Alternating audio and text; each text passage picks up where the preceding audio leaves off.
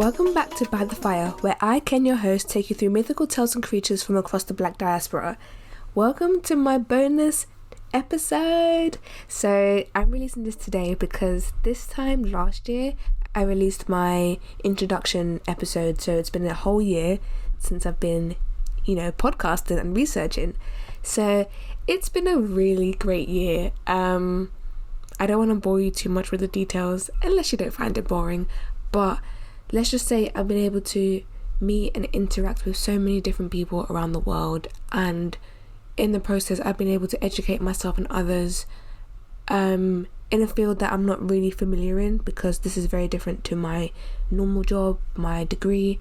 So it's been really inspirational and just really eye-opening for me to be doing this, and it's just really validating to be able to get recognition from different kinds of people. So I won't talk too much. I do want you all to enjoy the episode, but I just want to say a huge thank you just to everyone who supported, liked, shared, listened, commented, donated, everything.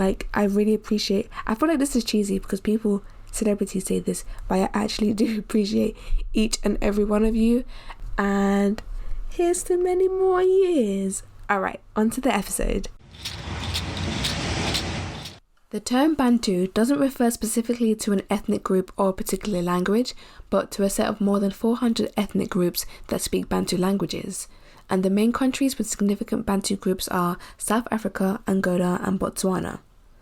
So the Kuria term, which is one of the languages for the men I'll be talking about today, are seers, and that term is Omoruti, which literally means dreamer, and they can predict the future with the act of dreaming. According to the Kuria people of Tanzania and Kenya, the natural world has a self-reproducing order or pattern, and that pattern is something that people wish to facilitate and protect. An event that is good, that allows the pattern to move forward in an orderly process, allowing organic growth. However, a negative event such as death, accident, or misfortune comes as a disruption of this organic ordering of life. So the role of seers is to help people perceive and so help secure the good pattern of life. Therefore, they enable people to take advantage of what will happen or what should be done to avoid any disruption. Another ethnic group of the Kenyan and Tanzanian people is the Luo people, who believe that the outcome of an important event that will happen in the near future may be forecast by omens. Some of these omens are good and encourage the person engaged in that activity to be confident and carry on with that. However, others are negative and serve as a warning to abandon whatever plans that person has, or at least take precautionary measures to ward off any evil forces that are threatening. So these omens are sort of distinct from oracles, because oracles are consulted to find out the causes of events that have already happened or in the process of happening. However, omens exclusively foretell events or their outcome. Moving slightly on, among the Fukusu faith, which is a religion in Kenya, is the divination from Entrails, which is based on the theory that the ancestral spirits have the power to produce the various symptoms in the intestines of domestic animals, so that they become signs by which the people can foretell the future. If the signs are bad, it's thought that the spirits who produce them are different spirits from those that will cause the illness which the entrails predict. One and the same spirit will not send illness and at the same time also the omens, which would enable the people to take timely measures of precaution and prevention. So that's really cool. As mentioned, the purpose of the inspection of entrails isn't only just to discover the future, but also to find ways of evading and preventing that disease. According to the outcome of the inspection, 3 different responses are possible.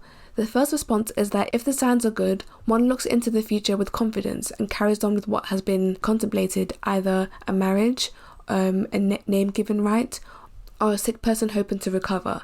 So if a ritual killing has been performed for a sick person and the signs are good, that person will be confident that they will recover without any further steps needing to be taken. However, if things should go wrong and that patient dies instead of recovering, the inspection of the entrails would not be blamed for having been misleading or incorrect, but the dead person would be blamed for having caused their own death by themselves performing some kind of evil magic, which has then been returned to them. The second outcome of inspecting entrails in order to predict the future is if the signs are bad. So if the signs are bad, one goes to a diviner to consult him as to the most appropriate steps to be taken for avoiding that disease or misfortune that has been forecast in that entrail. The final outcome is if the signs are altogether bad. People are said to either submit to their fate or do whatever they can to evade the situation. Brides would refuse to be married if the entrails would predict an early death, or warriors could postpone a raid. It is quite interesting though, because there isn't really much data that suggests that people have just submitted to their faith, because why would someone do that, you know? So the elders who inspect the entrails are not necessarily like specialists, but they are people who at least understand the meaning of the different signs and the marks which the entrails show, although some elders do have the reputation of being better at interpreting the intestines than others. The fact that they don't actually divulge their findings indicates that there is some secrecy about the knowledge of being able to interpret and predict the future. They get no special payment, but they are always given the intestines to eat and a fair portion of meat of the slaughtered animal used to predict that person's future. So whilst researching, I was actually able to come across some divinatory meanings of intestinal conditions of animals, and yep, here are a few. To see whether sickness is imminent in a person, an elder would first look at the edge of the small intestines. If they are full, this is a sign that the sickness is threatening or that it's still rampant. If they're empty, it means that the sickness is remote or that it will quickly subside.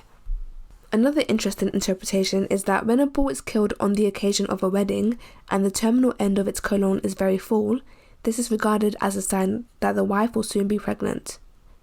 Furthermore, to find out whether the couple will live together happily or if they will fight quite a bit and divorce, the heart of the slaughtered bull is touched. If strong and firm, it's a good sign. However, if soft and limber, it's a bad sign for their matrimonial relationship. Additionally, if the edges of the small intestines look very white and empty, the young husband will not beget children for a number of years. So this is really cool, like using entrails or using the small intestines to determine the future of a couple or a sick person. And yeah, I found that really cool to read about. So I really hope you enjoyed this episode. There will still be an episode on Monday, which will sort of be like a part 2 to this whole divination series. But I don't think I'll touch upon it again anytime soon. There is so much out there, which is why I had to split it up into technically 3 episodes. So I really hope you enjoyed this mini series about fortune telling. And more importantly, I just thank you for all the support. And like I said before, I can't wait to have many more years with you, sitting with me by the fire. Bye!